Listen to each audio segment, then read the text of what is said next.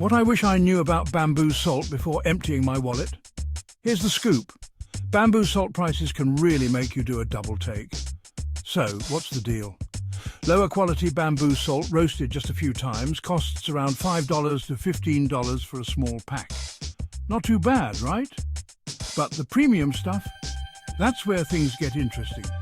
High quality bamboo salt, roasted up to 9 times, can set you back $20 to $50 for a larger quantity.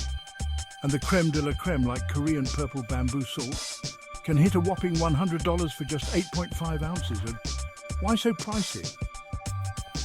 It's all about the labor-intensive production process of Pituin. More roasting equals better quality and a heftier price tag. So next time you're shopping for bamboo salt, you'll know why some of it is worth its weight in gold. Got more burning questions about health trends? Hit that subscribe button and stay tuned.